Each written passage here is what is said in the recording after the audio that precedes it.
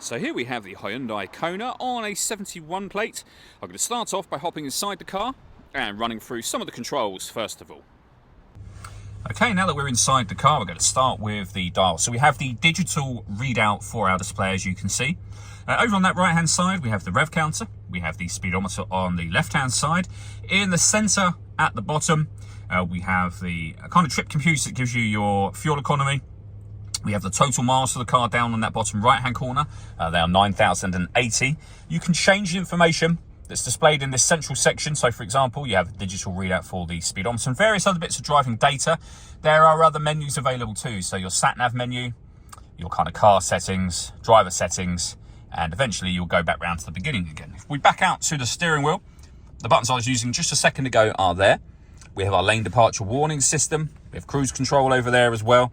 We have stereo and phone controls, and then the main stereo is over in the center. Really nice, clear color screen. As you can see, it includes satellite navigation. We've done a video showing how Hyundai's satellite navigation system works. You can find that on our website and on our YouTube channel.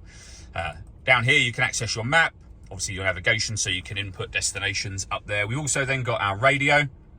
And as you can see, DAB, FM and AM radio. The volume for the stereo is just here, incidentally. If you want to listen to your own music, you'd press the media button. And we've got loads of options there, including Android Auto and Apple CarPlay, USB input and Bluetooth audio. And as you can see, highlighted there, because nothing else is connected, sounds of nature as well. So you have open air cafe and rainy days and all sorts of other bits that you can play through there, as you can see.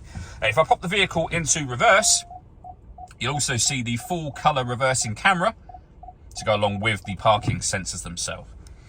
Below that, we have our climate control. So you can adjust the temperature, the fan speed, and the direction you'd like the air to be distributed in. When you're happy with those settings, you can turn your air conditioning on, and same button to turn it off again, or hit auto. There are different levels of auto, as you can see. It will blow out more air on 3, less on 2, and then the least amount on 1. But what it is essentially doing is taking control of the fan speed and the direction of the air to maintain the temperature you've asked for. If you make any manual adjustment, you'll override that straight away, as you can see, and that's now turned itself off. We have USB charging, USB input for your music, 12-volt charging socket. This car has got wireless charging, so if you pop your phone on this pad, it will begin to charge wirelessly, and you'll have a light come on in here to let you know that that is happening. We have a 6-speed manual gearbox, and then these buttons here. So you can change the driving setup of the car. You can put your heated steering wheel on, heated driver's seat with 3 different heat settings. Same over here for the passenger side. We can turn off the stop and start. This car is designed to cut out when it's stationary in traffic to save you fuel.